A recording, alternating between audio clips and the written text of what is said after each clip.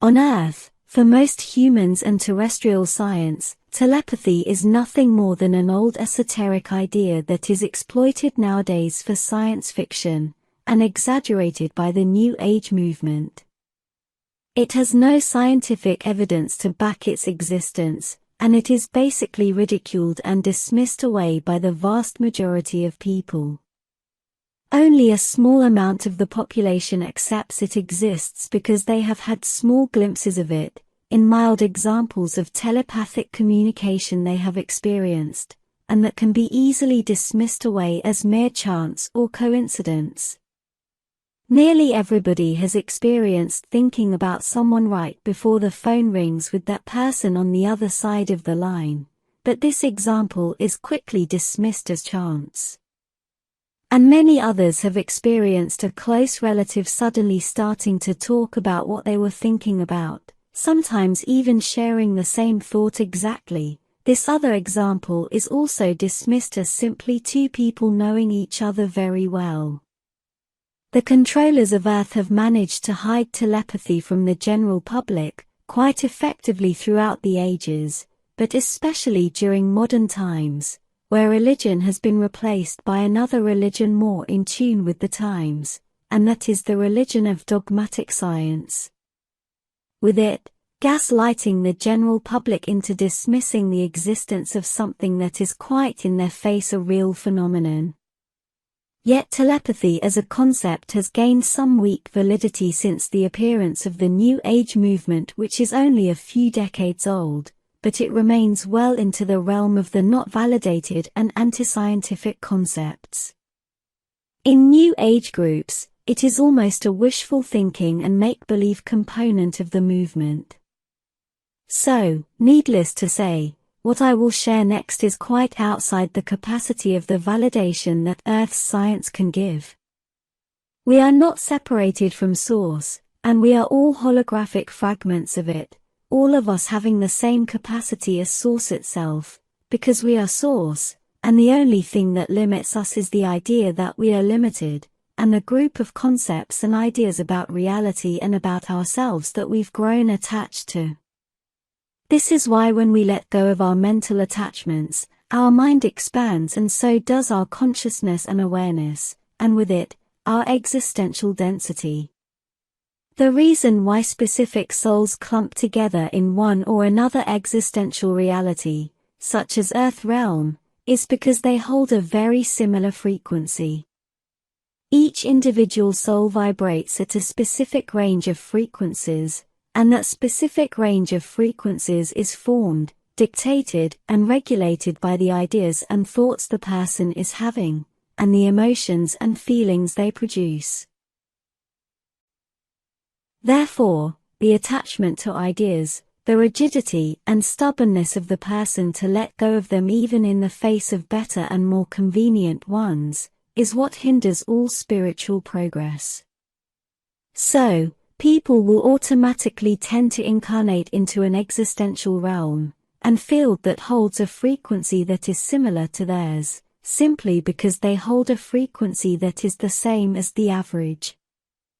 Souls can intentionally incarnate into a field with a different frequency than theirs, a lower one for example, as many star seeds do on Earth, but that is another subject and I digress.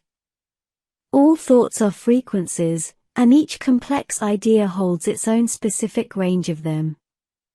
They are not happening in the brain of the subject, and neither are they caused by it.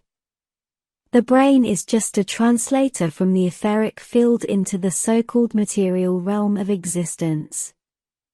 All thoughts and ideas are generated in the etheric field, which can also be called the spirit world, although the etheric field is much larger, as it integrates many other non-physical aspects. What generates thoughts and ideas is the spirit, and the brain only translates them into the material world, although all the living cells in a body, in their own capacity also translate what occurs in the etheric side into the world of the living, using DNA as a receptor antenna of sorts to receive subtle energy, according to what each one of them is a match to. All thoughts are energy, and they all hold a specified range of frequencies that are unique to each one, even when there are two or more different people or souls having them. Two different people thinking about the same thing will generate the same frequency and energy patterns associated with that thought. When people think about something, about anything, they generate energy, and that energy at the specific frequency of each kind of thought is radiated or transmitted into the field. They are fed into the etheric field where they mingle and mix with what other people are thinking and transmitting, forming a complex soup of frequencies in which everyone is immersed in. Imagine each person as a radio station, transmitting into the field all that they are thinking. When a thought or an idea is shared by many, it will gain strength in the etheric field, as multiple transmitters reinforce the specific range of frequencies of that thought, adding their combined strength. What I'm coming at is this. Thoughts are not entirely ours, because we are not separated from the field we are in. We are affected by what other people are thinking, and what we perceive to be the vibe of a person or of a place is real, so we must watch what thoughts we are having, and when and where we are having them. We must also watch how people and places make us feel, but also remember that a feeling or an emotion is caused by our thoughts and the preconceived associations, causes and outcomes we've had before, so emotions are not necessarily associated with the truth about someone or someplace. An emotion is an indicator, but it is not necessarily a truth. We must learn to observe our thoughts, we must analyze them and treat them with caution. We are not our thoughts, we are who observe them from behind. Those thoughts we randomly have not always belonged to us, because when we leave our mind to run astray with no mental discipline, we tune into the field where we begin to pick up whatever is there, and whatever is strongest. When we are in a crowd, in a busy street, for example, we are immersed in a chaotic field full of random different thoughts coming from all the people there. But when we are in a place where there are fewer people, we begin to pick off specific thoughts coming from them, and an poorly trained mind will think they are coming from him or herself. When you are feeling depressed, angry, or in a negative thought spiral, for what you consider to be no reason at all, just out of the blue, that most probably is not coming from you. Watch who is nearby, your neighbors perhaps, because walls don't stop high-energy etheric field subtle energy such as telepathy. Needless to say, when you are immersed in a negative environment, you will be affected by it, even if that negativity objectively has nothing to do with you, or does not affect you when observed with logic only from the side of the physical. And it will take a lot of strength of character to stay in your frequency without being affected, but it can be done, and many people, star seeds, can do this. They can effectively protect their energy wherever they are. In the same way, when we are immersed in a very positive energy field, we also are affected by it, and we can benefit from it, lifting our personal frequency, and nurturing that field in return. This is why it is so important to choose which people we will associate with, because we can become more of them, more of their kind. Remember, we are the result of the content we consume, the information we acquire and take in as ours, and of the people we associate with. All thoughts are shared in the etheric field, and depending on the personal frequency of each individual and the vibration of those thoughts this individual is having, he or she will tune into one set of shared thoughts in the field, or another. This is why many people have noticed that throughout history several inventors have come up with the same idea, more or less at the same time. Moreover, when a person is having destructive thoughts, he or she is mentally tuning into all the other people who are having similar ones. For example, if a person is thinking about committing a crime, that individual will be tuning into the etheric information field of all the criminals who have committed that crime, or are thinking about committing it. In the same way, if a person is thinking about nice things, he or she will also tune into the field being transmitted by all the people who are thinking similar nice things. We are all connected through the field, we are never alone, but we can choose who to be, and with whom we want to associate. Telepathy is very real, and it affects us all, and all the time.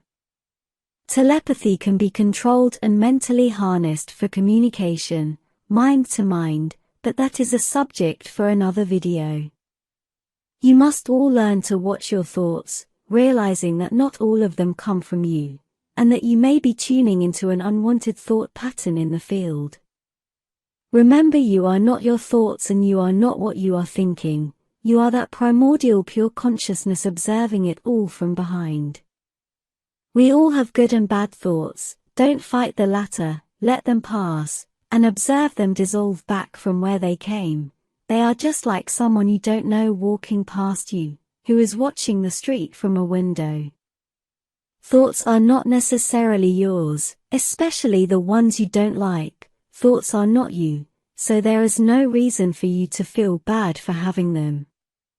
They are just telepathic everyday field communication, random things you pick up simply because you are alive. Take the ones that you like and that serve you, and let the others pass without judgment. Don't give them extra weight and meaning if you don't want them. Remember that what you resist persists. And also be responsible for the thoughts you are having, especially those that clearly are being generated by you, because you affect the etheric field with them. This is exactly why starseeds need not do much more than simply exist, to affect the field in a positive way, with it influencing all the energy dynamics and frequencies of an existential realm such as Earth. And the stronger a soul is, with stronger frequency output, the more it will affect the energy field it is in. This is why starseeds influence and affect so many people, sometimes in the thousands, hundreds of thousands, or more. Your thoughts are very powerful and are planetary changes. Watch what you think and be responsible for it. Stay strong out there, dear starseeds and smart waken people. Your efforts, and your mere existence is extremely valuable.